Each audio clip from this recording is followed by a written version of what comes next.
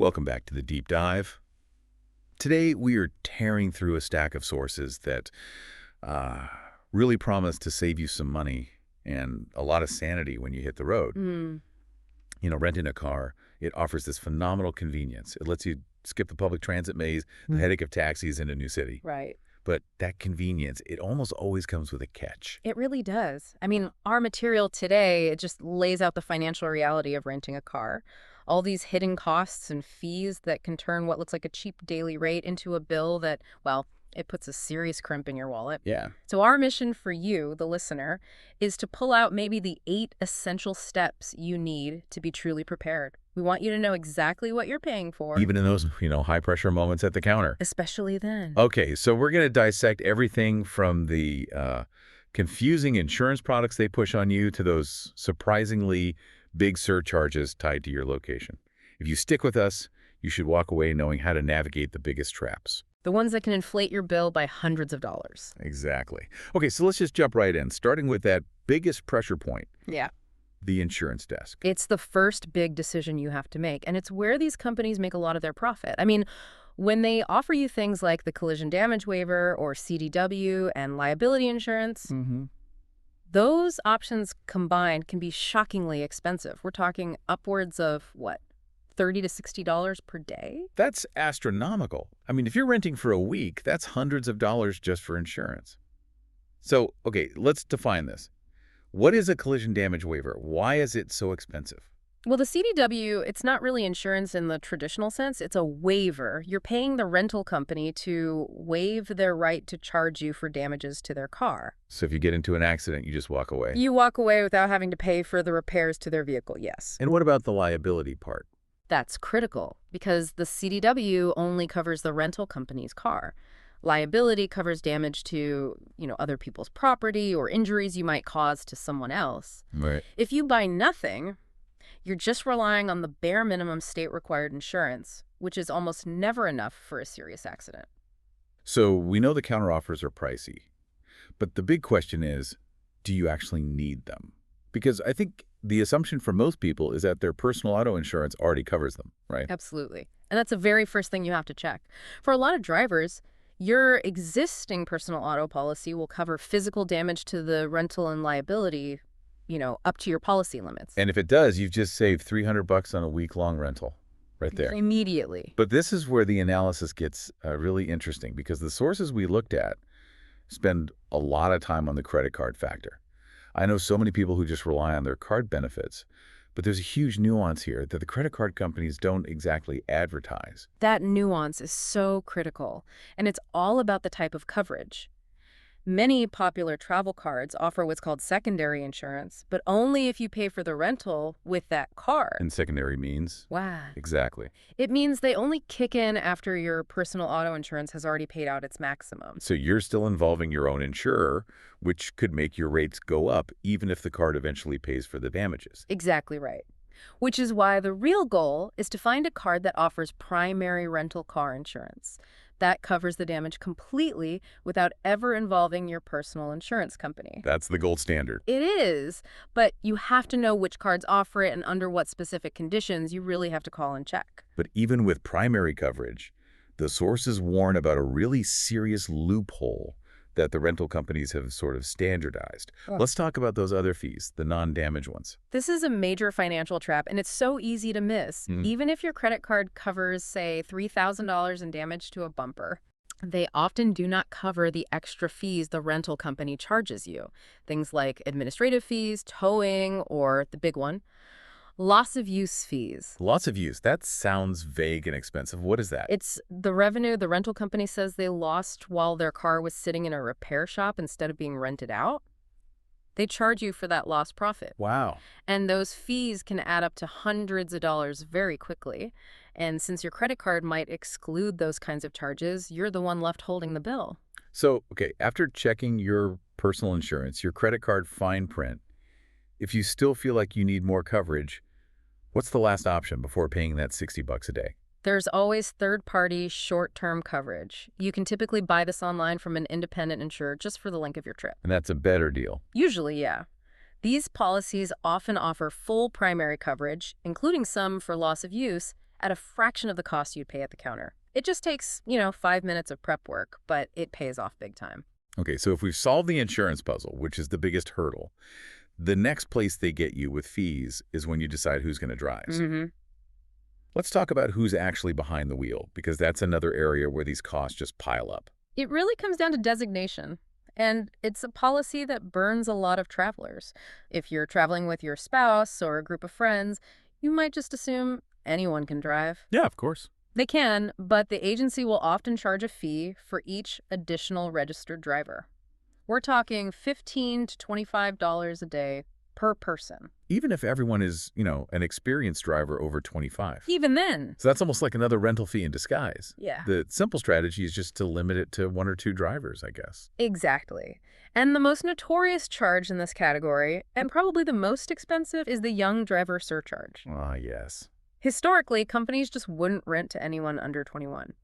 Now, most will rent to drivers under 25, but they hit them with a hefty daily fee for it. And these fees are not small. They can be anywhere from, $25 to over $35 a day, Mm-hmm. just because the driver hasn't turned 25 yet. You could literally double the cost of a rental just by adding a young driver. It's a massive deterrent. And, while we're talking about driver restrictions, there's one really crucial policy detail that's so easy to miss when you're rushing to sign the papers. Okay. And it has catastrophic consequences if you ignore it. Off-roading. Off-roading. That sounds fun, like a little dirt road shortcut to a scenic view or something. But I have a bad feeling about this. It is the ultimate financial penalty.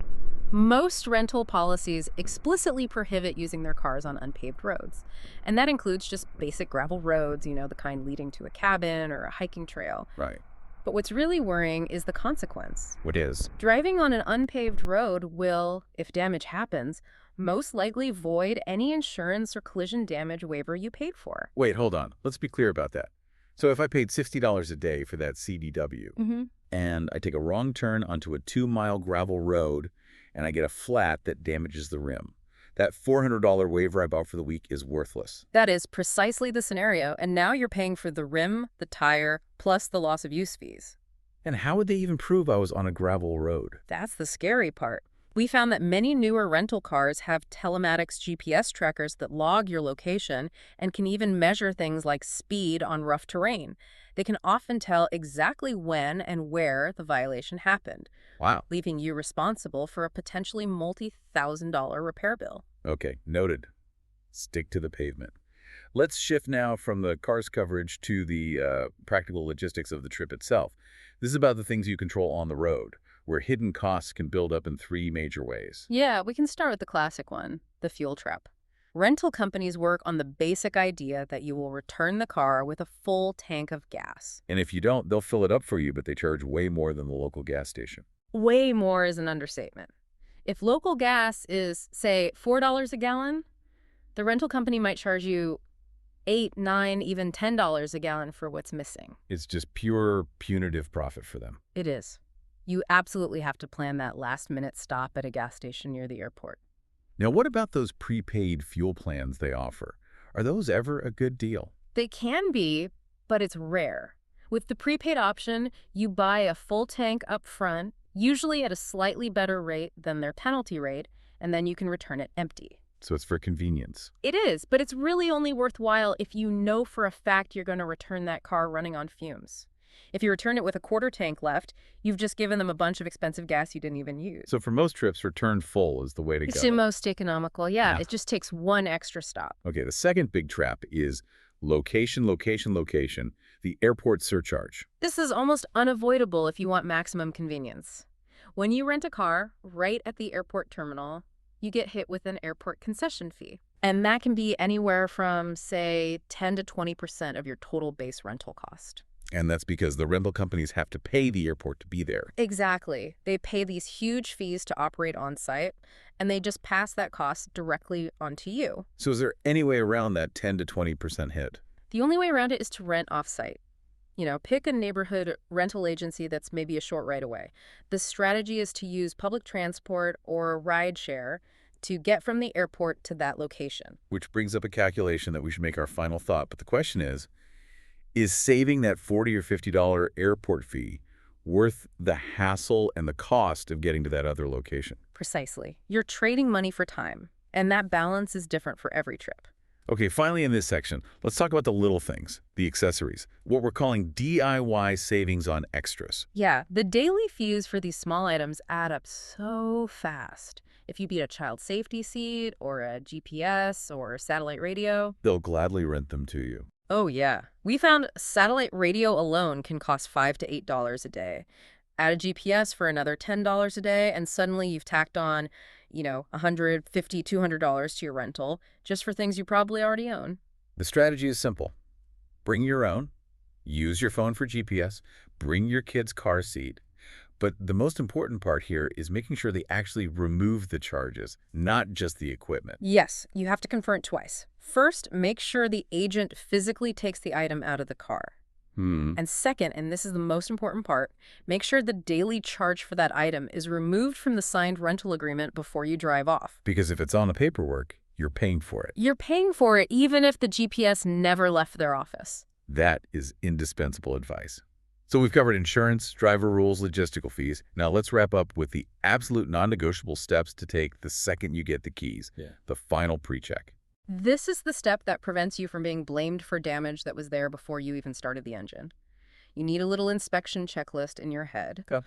Do a slow, thorough walk around of the car. Look for existing dents, scratches, blemishes.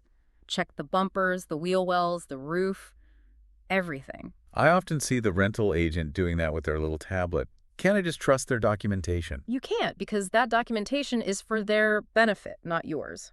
You have to insist that any damage you see, no matter how small, a tiny scratch on the door, a paint chip on the hood, Right.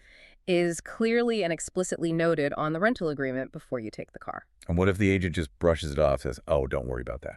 You should respectfully insist that it be noted anyway, and then you need to back it up. Pull out your phone, take pictures, and even better, a time-stamped video of the entire car. So you have proof. That is your proof. That's your ultimate defense when you return the car and they try to claim that a bumper scuff is new. And what about a functionality check? Yeah, while you're documenting the outside, just take 60 seconds to check the basics. Yeah. Headlights, brake lights, turn signals, and crucially, the windshield wipers. Right. You do not want to find out the wipers don't work 5 hours into your drive during a sudden rainstorm. That's a safety issue, not just an inconvenience. Exactly. So what does this all mean for you, our listener? The bottom line seems to be that the convenience of renting a car is great, but you can enjoy it without all the unexpected fees if you go in prepared. It takes research, it takes checking your own policies, and asking a lot of questions.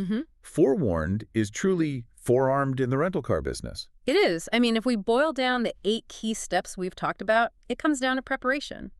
First, call your insurer and your credit card company right. Check for that primary coverage to avoid the $60 a day trap. Second, make sure you return the tank full to skip that $10 a gallon penalty.